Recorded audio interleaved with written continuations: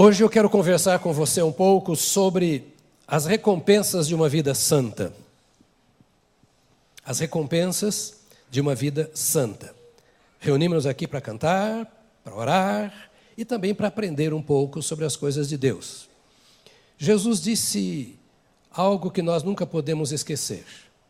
Diante de uma grande oferta, no momento de grande necessidade, quando poderia ter havido uma grande frustração, o diabo chega para Jesus e oferece-lhe tudo e ele diz assim: nem só de pão vive o homem, mas de toda palavra que procede da boca de Deus. Então, o homem vive, a verdadeira vida é aquela que vem de Deus. E essa vida, ela é alimentada, o sustento dessa vida é a palavra de Deus. No momento da luta, no momento da tentação, da provação, de decisões sérias, significativas, a primeira busca nossa tem que ser o que a Bíblia diz. Como encerramos a série passada, o que está na mente de Cristo a respeito disso?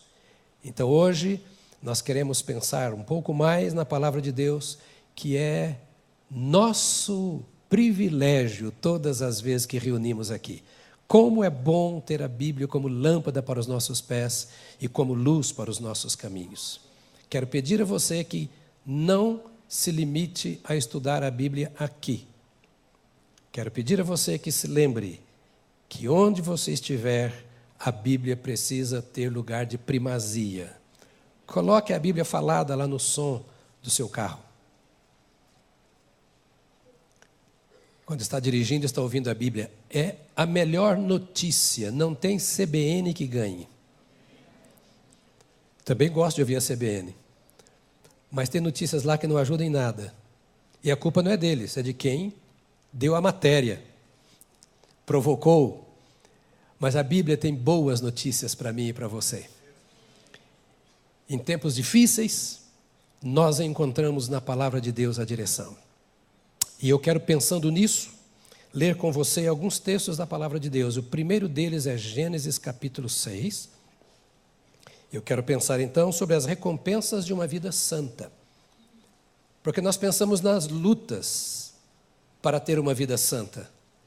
Nós sempre pensamos, então, em ter que oferecer o corpo em sacrifício, em carregar a cruz, e etc, etc, etc. Mas quando nós estamos falando em consagração, em santidade, nós precisamos entender que existe uma recompensa para isso. E que esta é a verdadeira recompensa que vale a pena. Gênesis capítulo 6, eu vou ler os versos 2, 3, 5, depois de 11 a 13.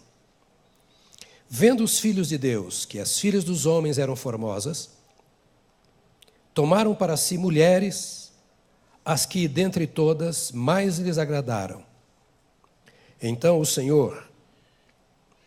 disse o Senhor: o meu espírito não agirá sempre no homem, pois este é carnal, e os seus dias serão 120 anos. Viu o Senhor que a maldade do homem se havia multiplicado na terra e que era continuamente mau todo o desígnio do seu coração. A terra estava corrompida à vista de Deus e cheia de violência. Viu Deus a terra, e eis que estava corrompida, porque todo ser vivente havia corrompido o seu caminho na terra. Então disse Deus a Noé: resolvi dar cabo de toda a carne, porque a terra está cheia da violência dos homens. Eis que os farei perecer juntamente com a terra. Hebreus, capítulo 11. Pode correr para lá, para Hebreus, capítulo 11, agora o verso 7. Hebreus 11, 7. Pela fé, Noé, divinamente instruído acerca de acontecimentos que ainda não se viam, e sendo temente a Deus, aparelhou uma arca para a salvação da sua casa, pela qual condenou o mundo e se tornou herdeiro da justiça que vem da fé. O quadro aqui mostrado é sem igual.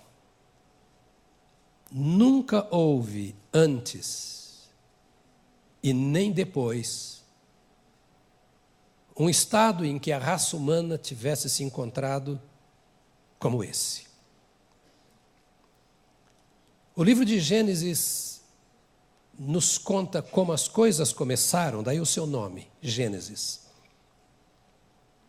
E ele começa falando sobre Deus. No princípio criou Deus, sem discutir, mas apresentando um único Deus a uma sociedade humana que estava envolvida com muitos deuses. Era Deus da guerra, Deus do mar, Deus da chuva, Deus da tempestade. Tinha deuses para todos os jeitos, para todos os gostos. Gregos, romanos, egípcios e brasileiros. Eles tinham e nós temos, na nossa nação, muitos deuses.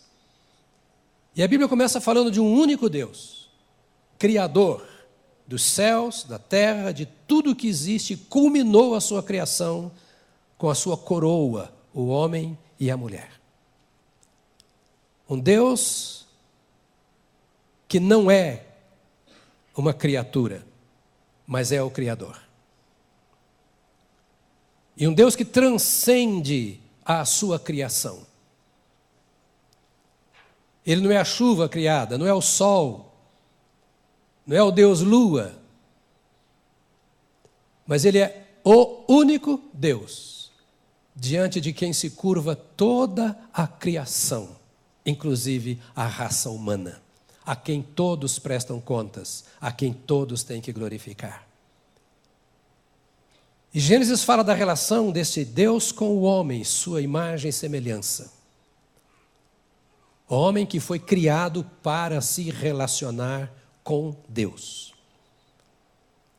O nosso primeiro relacionamento não deve ser com o nosso próximo, seja ele o cônjuge, o vizinho ou compatriota. O nosso primeiro relacionamento deve ser com o nosso Criador. Porque o homem foi criado à imagem e semelhança de Deus. E esta palavra, ou expressão imagem e semelhança, entre outras coisas, tem um significado. Deus colocou nas mãos do homem o direito, a autoridade, o dever de fazer coisas que só Deus até então fazia. Semelhante a Deus em governo. E esse homem que recebeu das mãos o poder de governar, estou repetindo o que você já sabe, não soube fazer uso da sua liberdade, da sua autoridade, do seu privilégio de estar na presença de Deus e de ser co-governante com Deus na face da terra. Decidiu governar sozinho a sua vida, a sua família e a terra. E afastou-se do Senhor pelo pecado. Gênesis é a história de um Deus que criou e se relacionava com o homem e que foi rejeitado pela criatura. E um pecado que trouxe desordem a toda a criação divina. Se tudo foi bonitinho e Deus ia dizendo é bom, é bom, é bom o que eu faço, até quando criou o homem ter dito é muito bom, agora olha, essa criação foi desorganizada porque com poder de governo, o homem colocou nas mãos do adversário, pelo seu pecado, o direito de governar a terra. Gênesis conta isso e fala também do juízo de Deus sobre o pecado, tendo tirado o homem do Éden e agora o homem está sob a condenação da morte física e espiritual. Espiritual, se não volta ao relacionamento com Deus. Física, independentemente disso. Este mundo em desordem, este homem com a necessidade de voltar para Deus, conta não só com um juízo, mas conta também com uma graça. Porque Gênesis fala que Deus vem naquela hora mais crítica da vida do homem criado e diz, olha, a coisa não vai ficar assim. Você vai ser expulso do jardim, você não vai ter comigo a mesma comunhão que tinha, você vai sofrer no seu trabalho, a mulher vai sofrer também, vocês vão enfrentar dificuldades, colocou-os para fora, cercou Éden para que eles não voltassem, mas ele diz, contudo, da semente da mulher nascerá um que esmagará a cabeça da serpente. Esse é o que nós chamamos em teologia de proto-evangelho. Se eu perguntasse para você qual é o primeiro evangelho, você diria, se você não tem muito conhecimento teológico, você diria Mateus é o primeiro evangelho. Quem tem um pouquinho mais talvez dissesse Marcos, porque foi escrito antes de Mateus. Mas Gênesis é o primeiro evangelho, chamamos de proto-evangelho. É quando Deus diz, para toda esta situação ruim, existe um recurso, a graça de Deus não falha. O Criador não se distanciou da sua criatura. Há esperança para o homem arrependido. Há salvação. Por um período, a raça humana foi única. Até o capítulo 11 de Gênesis, nós aprendemos como Deus se relacionou com a humanidade inteira. O capítulo 6 de Gênesis, que nós lemos agora, mostra, então, o quadro mais escuro que a humanidade já enfrentou. Um quadro em que filhos de Deus e filhos dos homens, não me importa a sua interpretação teológica, se para você filhos de Deus eram anjos, se eram os grandes reis, se os filhos dos homens eram os descendentes de Sete, as mulheres eram as descendentes de Caim, não sei qual a sua interpretação teológica. O que eu quero dizer é que no coração do homem e no coração da mulher entrou para valer e dominou o pecado. E o pecado é uma desgraça. Você pode não gostar desta palavra, mas para que ninguém aqui goste do pecado, diga para o irmão do seu lado, o pecado é uma desgraça. Ele arruína a vida, ele arruína a família, ele arruína a sociedade, ele está arruinando as nações, inclusive a nossa nação. Nessa situação difícil, nós encontramos como que uma flor no meio do lamaçal, uma pessoa chamada Noé. Noé é um raio de esperança. Noé é um oásis no deserto. Noé é uma música diante de um funeral, uma música de esperança. Noé, esse homem que nós encontramos aqui nesse texto, surge para nós como um sinal profético de que não há situação difícil, de que não há escuridão, de que não há lamaçal em que nós não possamos encontrar uma esperança, e mais ainda, em que nós não possamos com Deus porque era justo e íntegro. Ele era justo e íntegro porque andava com Deus. O segredo não é se o sol está brilhando, o segredo é se eu estou andando com aquele que é a luz do mundo. Porque a Bíblia diz que Ele é tão poderoso e glorioso, que para Ele até as trevas é luz. Não há hora, não há lugar e não há condição em que o nosso Deus não possa operar. Não há trevas que possam impedir a manifestação de Deus em nosso favor. Nada pode impedir que nós sejamos iluminados, instruídos, dirigidos pela graça do Senhor, que excede a todo entendimento. Desde que nós estejamos andando com Deus. Me impressiona esse texto, sabe por quê? Porque Noé não tinha muita informação sobre Deus.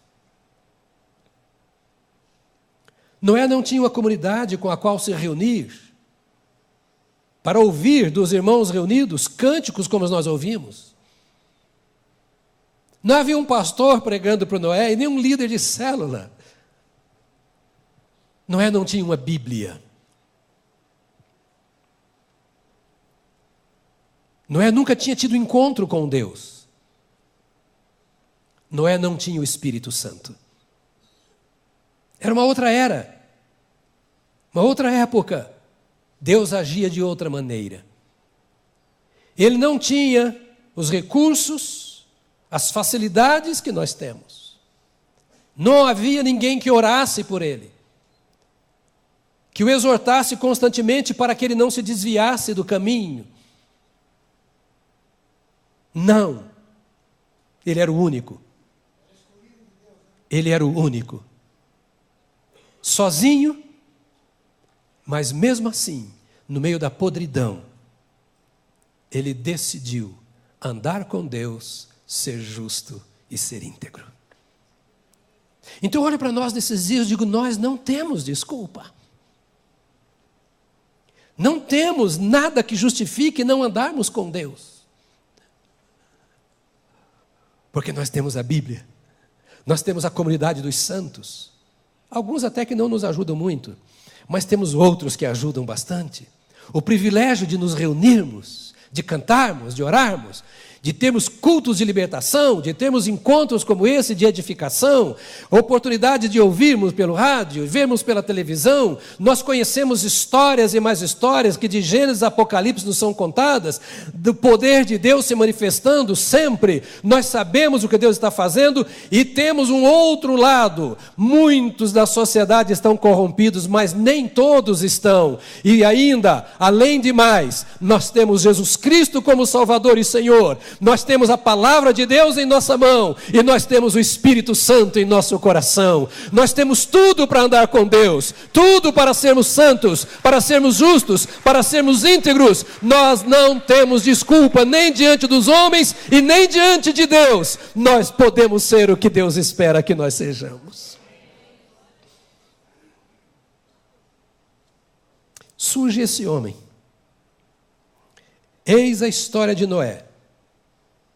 Olha o resumo de uma história. Não precisou escrever muito sobre esse homem. Está aqui no verso 9 do capítulo 6.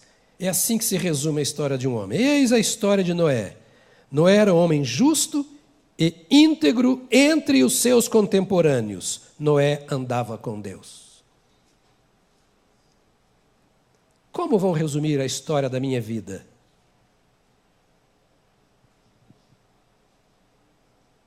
Como vão resumir a história da sua vida quando estiverem falando a seu respeito diante do seu corpo, sem vida? Eis a história de Noé. Era um homem justo e íntegro entre os que não valiam nada, entre os seus contemporâneos. Porque Noé andava com Deus. Capítulo 7, verso 1. Disse o Senhor a Noé: entra na arca, tu e toda a tua casa. Vou repetir. Gênesis 7:1. Entra na arca. Quem? Tu e toda a tua casa. Porque reconheço que tens sido justo diante de mim no meio desta geração. Amado irmão, amada irmã, levemos Deus e a sua palavra a sério.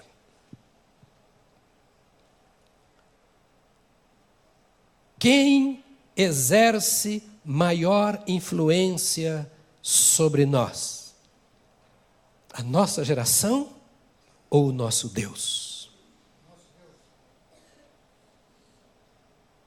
Qual vontade nós exercemos ou cumprimos ou atendemos melhor mais? A desta geração ou a do nosso Deus? Todos trabalhavam, todos faziam o que era próprio da cultura da época. Noé estava entre eles, mas Noé fez uma escolha. Escolheu andar com Deus e ser íntegro no meio daquela geração. Ser íntegro não é ser totalmente perfeito, mas é ser hoje mais perfeito do que ontem e trabalhando para amanhã ser mais perfeito do que hoje.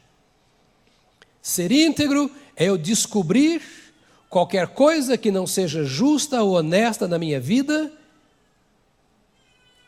e encará-la e trabalhar para que o amanhã seja mais justo e mais honesto. Ser íntegro é ser hoje mais bonito, mais bem acabado do que eu era ontem. Como quando você passa diante de uma construção em andamento. Você viu hoje as imagens de Vila São José. Essas imagens são de 3 semanas atrás. Se você passar lá amanhã, você vai ver que já mudou. Não é mais a mesma coisa. É uma construção em andamento. Ser íntegro é eu permitir que Deus trabalhe a minha vida todos os dias, para que o amanhã seja melhor do que hoje. Ser íntegro é andar com Deus.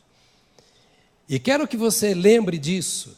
É impossível andar com Deus sem que Ele trabalhe a nossa vida. Porque Ele é edificador. Ele é construtor. E se eu ando com Deus hoje, a minha vida hoje é trabalhada de tal forma que o ontem ficou muito distante. E a esperança no meu coração, apesar do ambiente em que eu vivo, é tão grande que eu sei que amanhã eu vou ser melhor do que eu sou hoje. Era assim que Noé andava, íntegro na sua geração, justo diante dos homens, perfeito diante de Deus e correto para consigo mesmo. E você diria, isso é demais para mim, porque eu sou pecador, não tenho como ser perfeito. A perfeição aqui não é absoluta. A perfeição aqui é exatamente isso. Você está entregue, como cantou hoje, nas mãos de Deus, de tal forma que Ele está construindo a sua vida. Isto é perfeição. Hoje você não é a mesma coisa que era ontem. Então não é sujo naquele tempo como uma esperança para aquela geração. E Deus vê o caráter desse homem. Eu repito, ele não tinha experiência com Deus. Era uma questão de escolha. Ele trabalhava o seu interior. Ele sabia o que era certo e fazia o que era certo. Sabia o que era errado e virava as costas para o que era errado. Com isso ele estava dizendo a Deus, Senhor, eu não te conheço como quero conhecer. Já ouvi histórias a teu respeito, mas eu nunca tive encontro contigo. Mas eu imagino como o Senhor deve ser. E eu já ouvi que tu me criaste à tua semelhança. Então, se tu és o meu Pai, eu quero descobrir meios de ser semelhante a ti.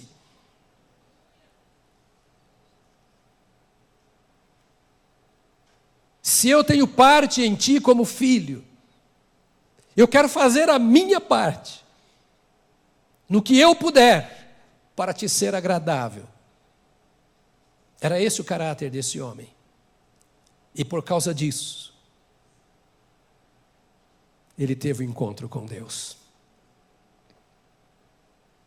De repente, em algum momento, o Senhor, que estava procurando alguém que pudesse ser útil nas suas mãos, vê aquele Noé, e o texto sagrado diz isso.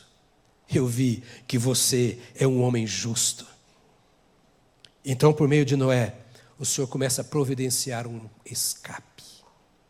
Muitas vezes o local de trabalho,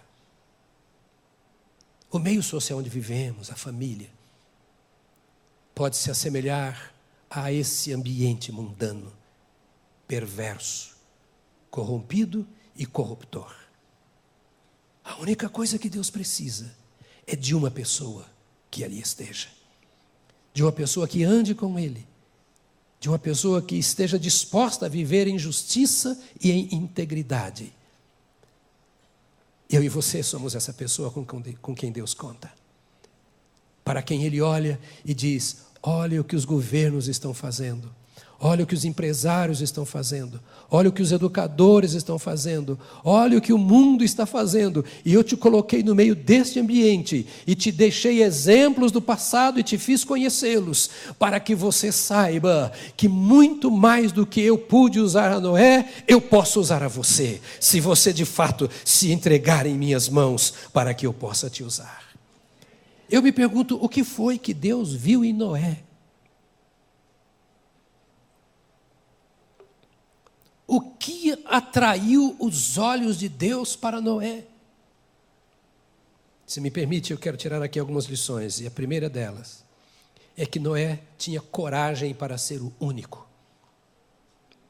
Ele não tinha medo de bullying. Ele não tinha problema com oposição. Ele disse: eu sou Noé. E eu cuido da minha vida. Eu sou responsável por mim.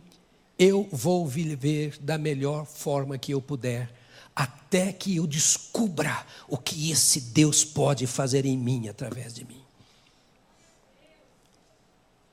Os filhos de Deus haviam se misturado com a lama do pecado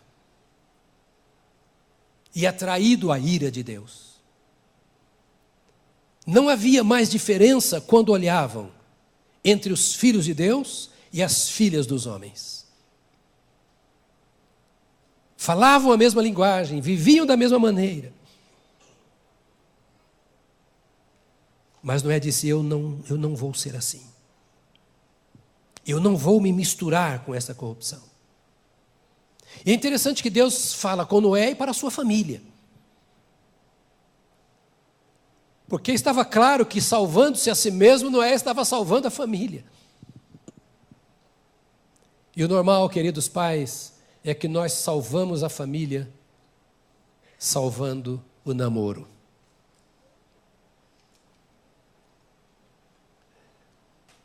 Salvamos a família quando os nossos filhos têm o seu coração despertado para os primeiros relacionamentos que apontam para um casamento.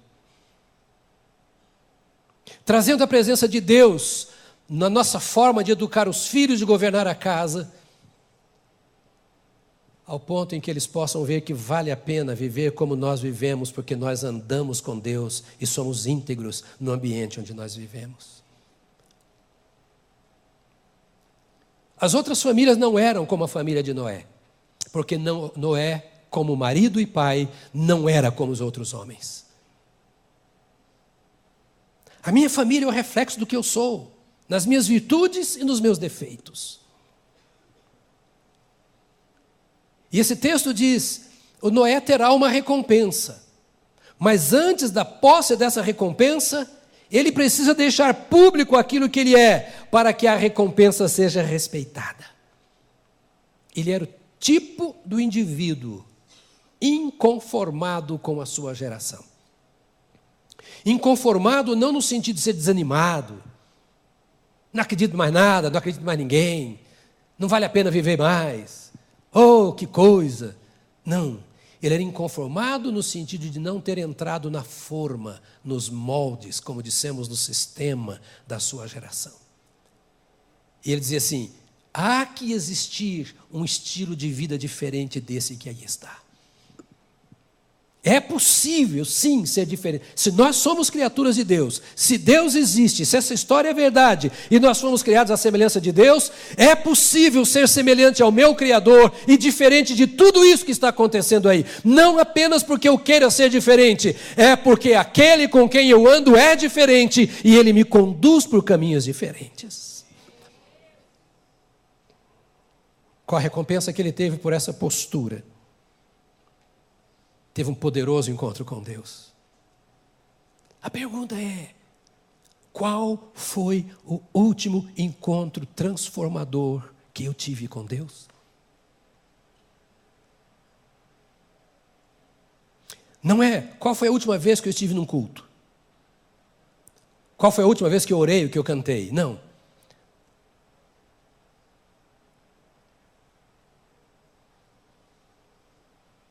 Qual foi o último encontro que eu tive com Deus?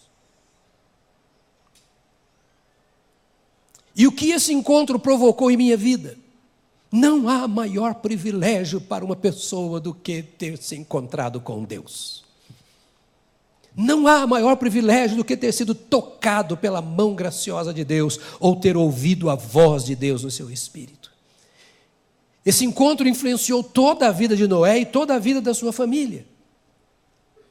São as marcas de Deus na minha vida que marcam a minha família.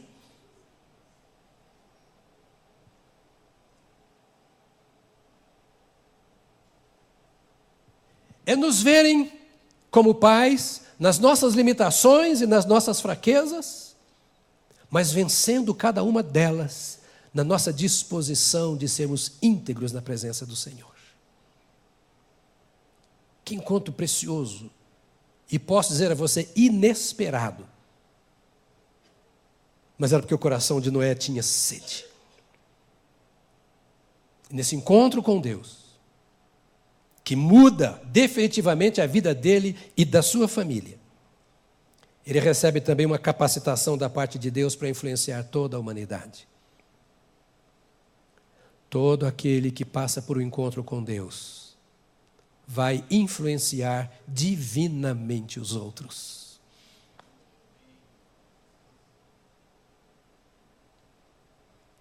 Não tenha medo do resultado do seu relacionamento com os outros, se você estiver andando com Deus. Porque esse encontro é assim, uma vez encontrado, você dá as mãos e pronto. Eu já contei para vocês que meu casamento foi assim. Eu fiquei vigiando aquela que eu achava que podia ser a minha esposa. Fiquei à espreita. Ia para o culto de longe, meses, sem falar nada. Chamou a atenção, vou zoiar. Como é que é o procedimento na igreja? Tem algum ministério na igreja? Como é que anda com Deus? Que eu ouço a respeito. Eu quero casar com alguém que possa me ajudar a construir uma arca. Porque a arca é símbolo da família. E nós fomos convidados para ser testemunhas de um casamento. Eu não sabia que ela seria. E não sabia que ela seria o meu par. A minha filha está no primeiro banco com o olhão, o que o pai vai falar? E de repente, quando vai me apresentar a moça, que ia ser a minha companheira, quem era? A dita cuja. E nós entramos para o altar, no dia do casamento.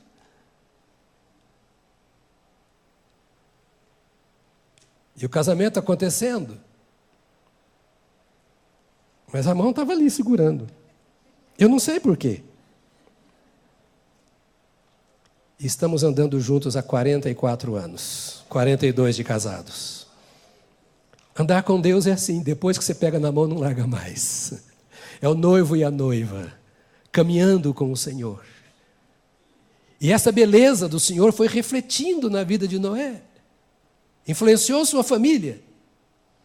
E agora todos queriam andar com Deus como Noé andava. Ele recebe essa capacidade de Deus para influenciar a outros.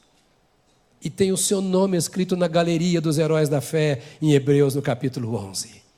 Por quê? Porque ele teve a coragem de ser o único. Não importa o que estão olhando em mim, não importa o que estão falando de mim, importa que eu sou de Deus e quero servir ao Senhor meu Deus. O que mais Deus viu em Noé? A segunda coisa. Ele viu que Noé tinha fé na palavra de Deus.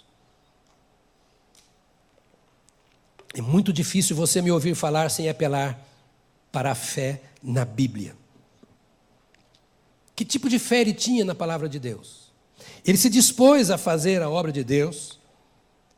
Ele se preparou para obedecer a Deus sem ter sinal nenhum.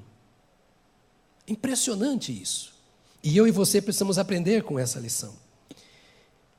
Diz que, instruído acerca de acontecimentos que ainda não se viam, aparelhou a arca. É o que está em Romanos aí que você leu 11:7. O Senhor chega para Noé e diz: Noé, eu não posso mais viver com essa raça. Eu vou destruir essa raça e vou pôr limite na próxima geração. O homem não vai mais viver mais de 120 anos.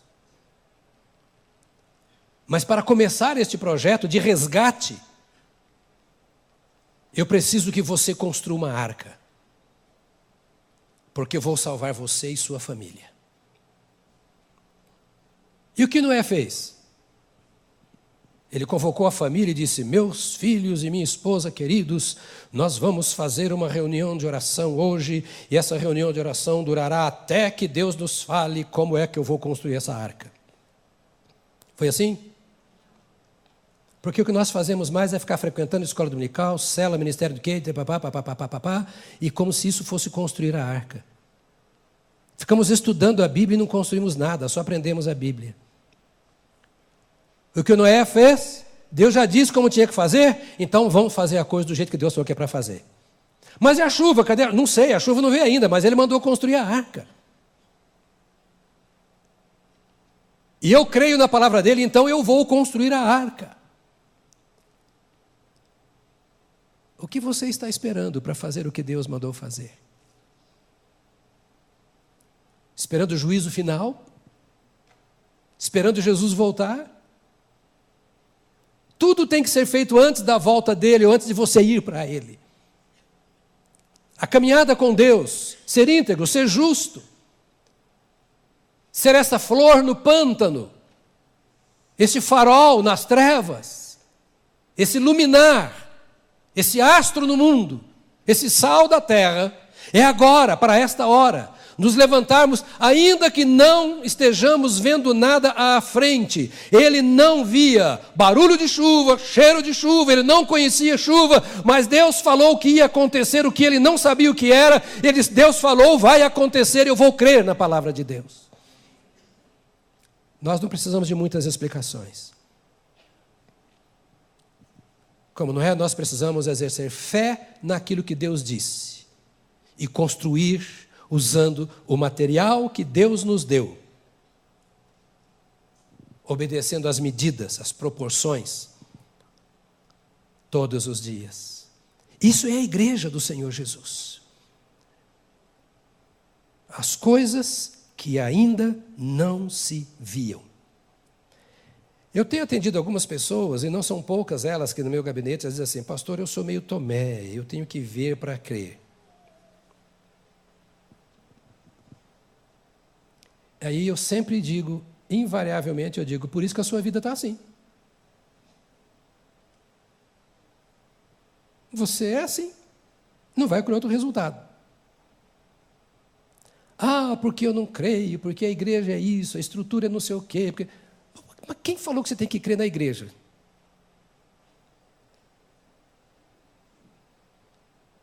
Ela é o seu Deus?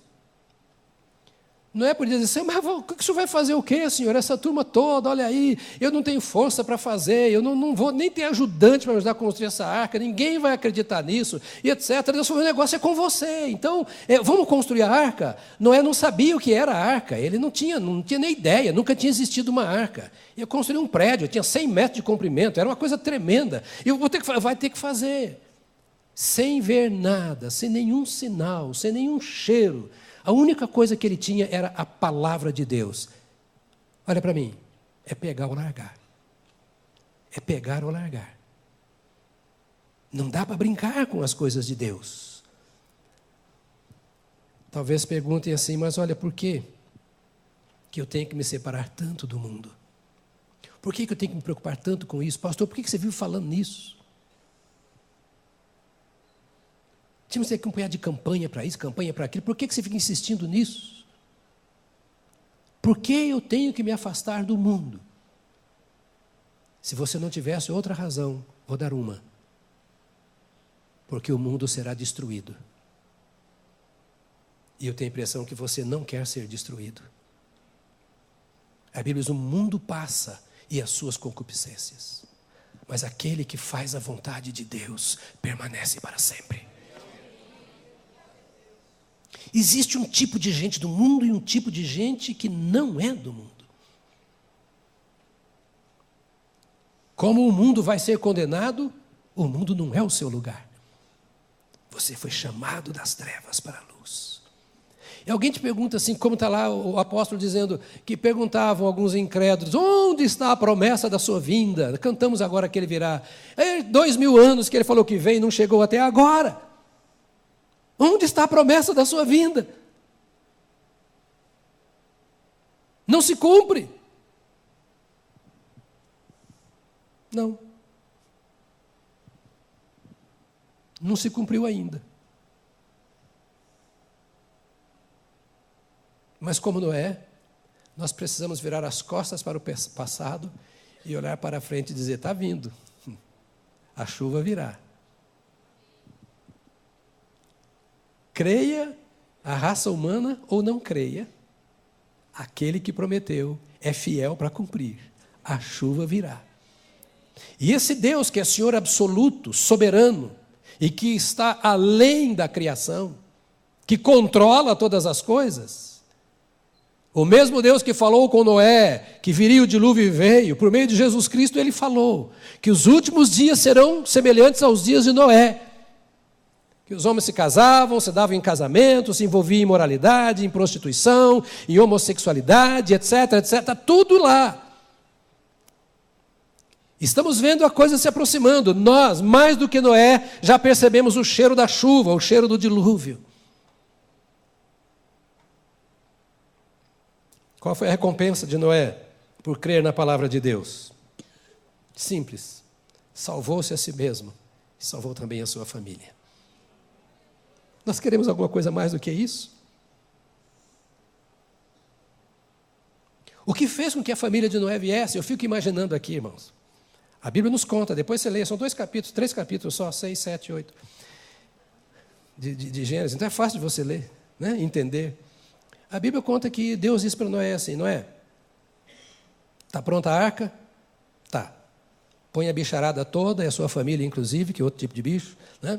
Coloca tudo na arca. Coloca tudo na arca, porque daqui a 7 dias vai chover. A arca estava pronta. Noé já tinha sido zombado a vida toda, os filhos deles sofrido bullying a vida toda por causa do evangelho, né? Da arca, a mensagem da justiça. Agora, daqui 7 dias, entra, põe tudo quanto é bichinho aí dentro, entra, e a sua família, que vocês serão salvos. Agora, preste muita atenção no que eu vou dizer. Imagine se Noé não tivesse autoridade espiritual em sua casa. Você acha que os filhos iam entrar com ele? E a nora, que é mais distante do que o filho, ia entrar? Ó, pai, acompanhei você na sua loucura até agora. Agora me meter nessa gaiola aí? Por minha mulher, meus filhos? Por que os filhos, a esposa, as noras, entraram na arca? Porque viam a autoridade profética na vida do pai.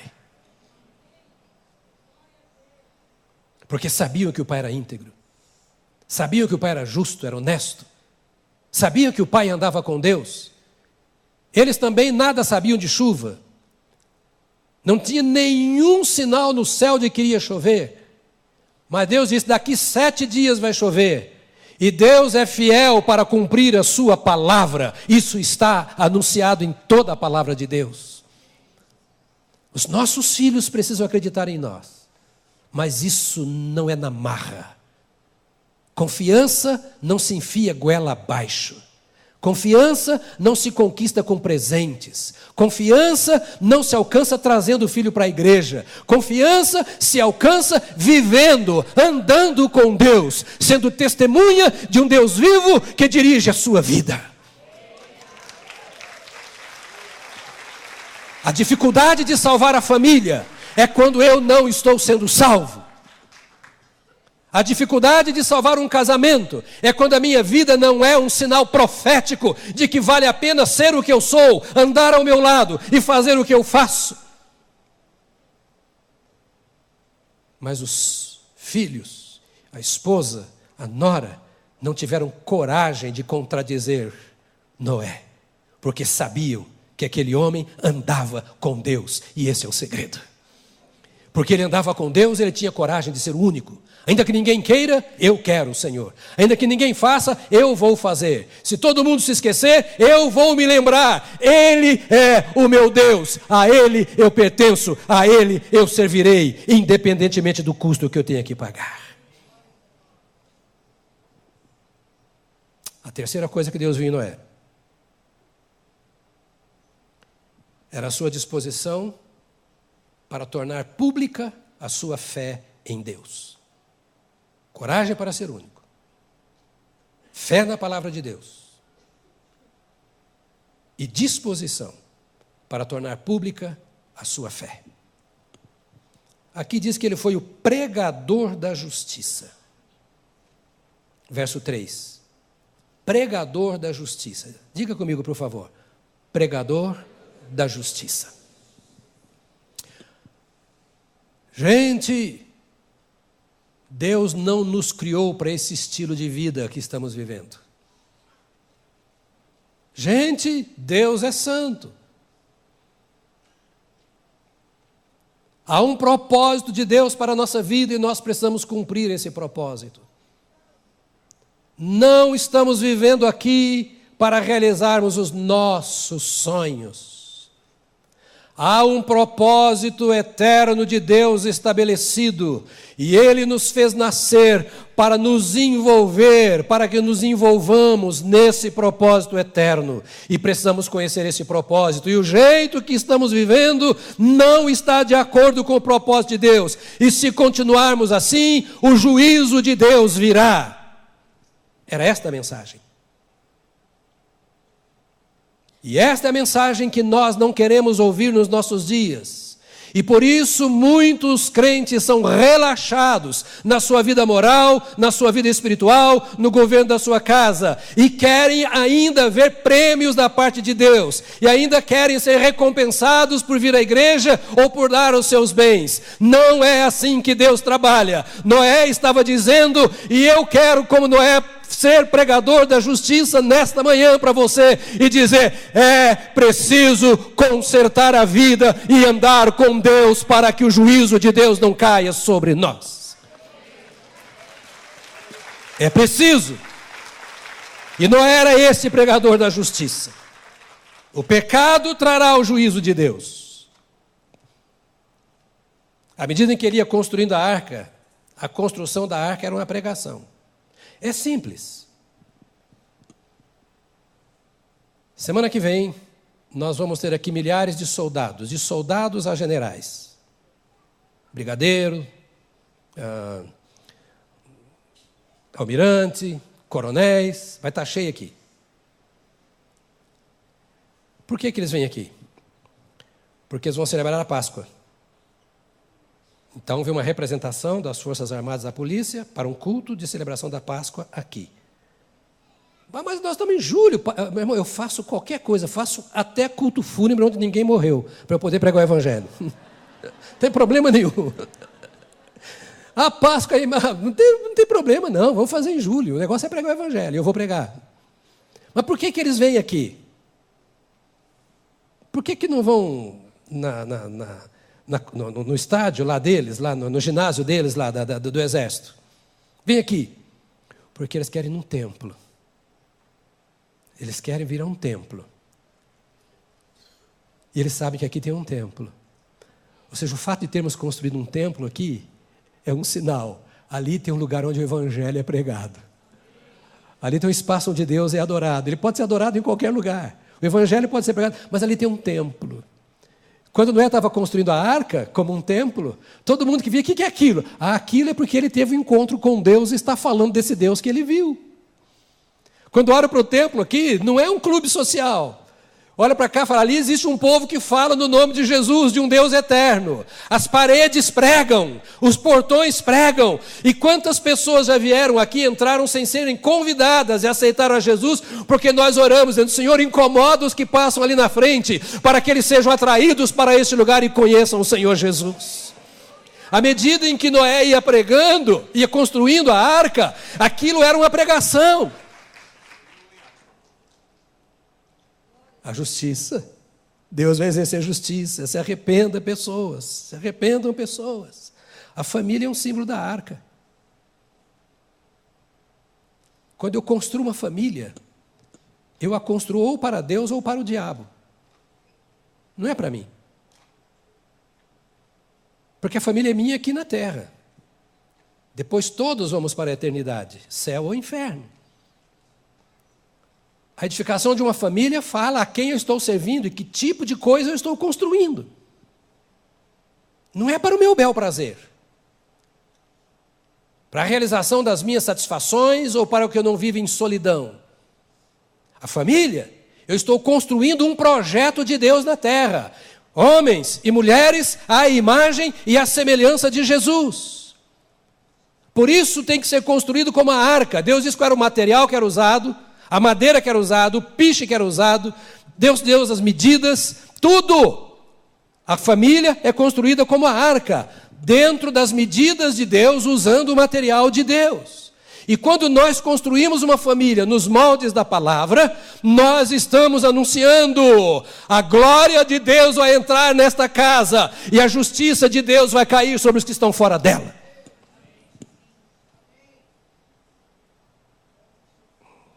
Então Noé fez algo para a salvação sua e de outros. Nós também somos esses instrumentos. Quando ele se separou do mundo, ele começou a construir e disse: eu vou construir por quanto tempo for necessário. Enquanto não terminar a arca, não terminou a construção. A arca só termina no dia em que o Senhor falar assim: acabou, entra aqui. A construção da nossa vida é assim. E aí é que o inimigo tenta cansar. Porque enquanto você está construindo, você se cansa. Dá martelada no dedo, fura o pé. Tem os acidentes da construção, que são naturais. Concorda comigo? São naturais. Na construção da nossa vida, nós acertamos e erramos. E graças a Deus que mais acertamos do que erramos. O que não pode acontecer é desistirmos dessa construção. Ou tentarmos construir do nosso jeito. E esse é um dos grandes problemas. Tem que ser construído com o material que Deus disse. E às vezes, nós queremos apenas tapar um buraco porque não achamos o material, não encontramos o material, ou achamos que está muito caro o preço desse material que Deus determinou que usemos para a construção da nossa vida. Aí, nós vamos na 25 de março. Desculpa, irmãos, aqui tem loja na 25 de março. E ao invés de pegar o material original,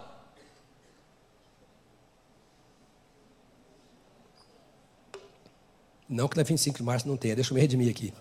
Lá também tem material original. Eu comprei um Rolex lá, 10 anos atrás. Deve valer hoje uns R$150. É a cara de um Rolex. Peguei nota fiscal, tá? E paguei imposto dele, foi numa loja.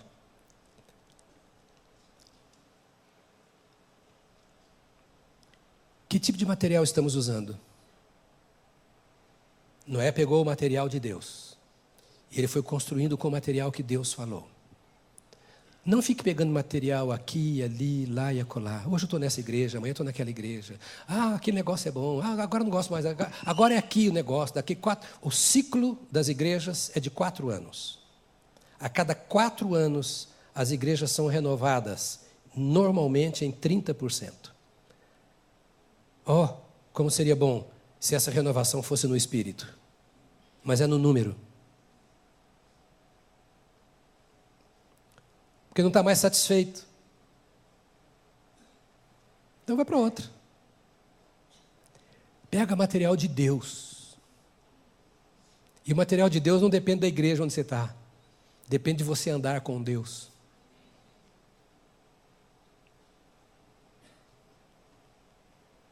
Qual foi a recompensa para nós terminarmos? Por ter essa disposição de tornar pública a sua fé. Deixou o testemunho da verdade em muitas gerações, até a nossa. Quem ouve de Noé, ouve da verdade. Deu a Deus a glória que era devida. Isso é uma recompensa, irmão.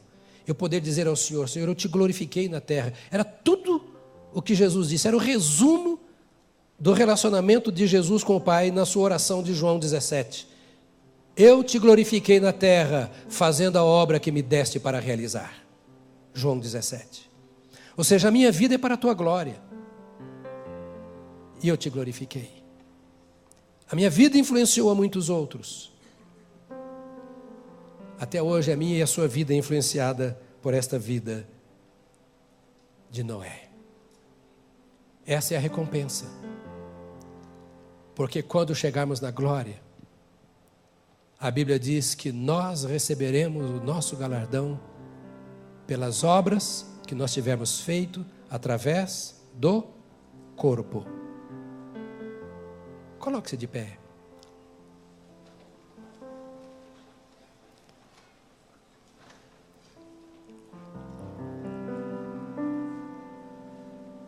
A Bíblia diz que nós julgaremos o mundo. 1 Coríntios capítulo 6. E Paulo também diz que julgaremos os anjos. Está me ouvindo? Julgaremos os anjos e julgaremos o mundo. Você ouviu isso? Está na Bíblia. Não fui eu quem a escreveu. É a palavra de Deus. E essa é uma das razões para nós nos afastarmos do mundo. Porque nós não podemos julgá-lo se nos envolvermos com ele. Por isso Noé pôde julgar o mundo. Porque ele não estava envolvido com aquele mundo.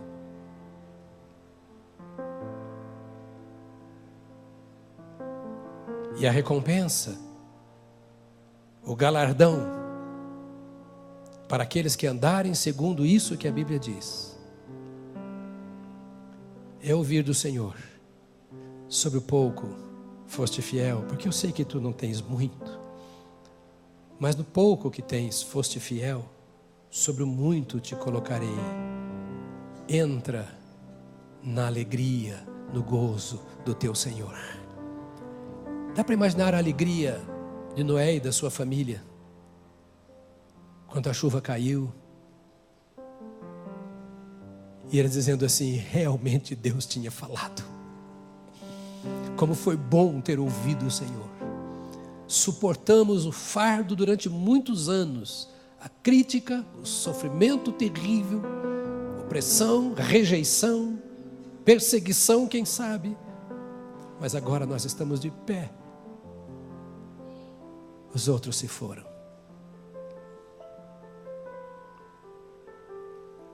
Depois de 10 meses e meio, o Senhor disse para Noé: dá uma olhadinha lá fora como está. E ainda mais 2 meses depois, eles ficaram na arca até que o Senhor mandasse sair a pés enxutos.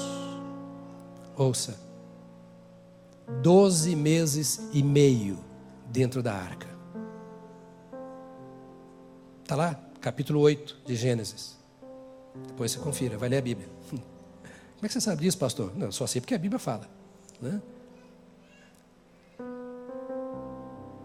Como eles aguentaram ficar 12 meses e meio, 1 ano, juntos, com elefante, urso, gambá, cobra, em paz. Porque às vezes nós aguentamos ficar em paz só o marido e a mulher dentro de casa. Só tinha um jeito. Eles sabiam que estavam andando com Deus e que todos os males incômodos cessariam em certo momento. Mas enquanto estavam juntos, eles deviam abençoar uns aos outros com a mesma bênção que eles tinham recebido do Pai. E com isso eu concluo para a gente orar. Eu li há algum tempo que a igreja é como a arca de Noé. Não fosse o dilúvio lá fora, não suportaríamos o mau cheiro aqui dentro. E isso é muito sério. É porque tem dilúvio lá fora que vale a pena ajudarmos uns aos outros nas falhas, nos erros e até nos pecados, nos defeitos. Aqui dentro. Porque fora da arca é muito perigoso. Sim, mas a arca é Jesus. É, mas Jesus está no meio da igreja. Onde estiverem 2 ou 3 reunidos, estou no meio deles. Em Apocalipse ele fala ao anjo da igreja. Feche os seus olhos. Responda em oração a pergunta: com quem você está andando? Não, já aceitei a Jesus. Sim, com quem você está andando? Você continua de mãos dadas com Jesus? Você continua no caminho Noé não desistiu. As pressões de fora não foram mais fortes do que o poder da sua fé. Hoje, diferentemente de Noé, você tem uma comunidade que ora com você, que estuda a Bíblia com você, que te ajuda. Você tem a Bíblia, você tem Jesus, você tem o Espírito Santo. Nós não temos desculpas diante de Deus para nos assemelharmos ao mundo. Não há mais força no mundo do que poder em nós. Se há, alguma coisa está errado. Se o mundo tem mais autoridade e poder sobre nós do que o Espírito de Deus, a palavra de Deus, alguma coisa está errada. Mas que Deus te dê nesta manhã, hoje à tarde, o privilégio de continuar olhando para frente, sabendo que o dilúvio virá, mas que você está na arca e que por isso você não se envolve com o mundo, que você já entrou em Cristo e você está livre de tudo isso, por isso você não pode se envolver com o mundo. Que a glória de Deus resplandeça sobre a sua vida. Pai, nesta manhã nós temos colocado a nossa vida aos teus pés, no desejo mais profundo de crescer em Ti. Que a Tua palavra, Senhor, fique no coração e na mente dos Teus filhos. Nós cremos nos galardões que Tu tens prometido aos Teus servos. E nós Te rogamos que Teu Espírito Santo nos conduza dia a dia numa vida séria, comprometida com o Senhor, independentemente do meio, que nós sejamos Teus em tudo. Senhor, Te damos graças porque nós Te conhecemos, porque nós Te experimentamos, porque nós somos Teus e Tu és nosso. Agora ajuda-nos nesta semana, Senhor, a não apenas crer, a não apenas viver em Ti, mas a proclamarmos a palavra do Senhor, na qual cremos, a qual habita em nós. Que Teus filhos e Tuas filhas vejam a sua casa entrando na arca, a sua família entrando em Jesus Cristo, a arca da salvação. Que nós vejamos os nossos colegas de trabalho, que nós vejamos os nossos vizinhos, que nós vejamos a nossa cidade de São Paulo, a nossa nação sendo vencida pelo poder do Evangelho, e que vejamos o pecado sendo destruído pelo sangue de Jesus Cristo, nosso Salvador. Dá-nos a graça nesta semana de sermos como Noé, porta-vozes do Senhor por onde quer que passarmos. Que Teu Espírito Santo nos desperte, nos ensine e nos conduza no Teu poder, em nome de Jesus. Amém, amém, amém. Aleluia, aleluia. Uma semana rica da graça de Deus para você. Não deixe de andar com Deus.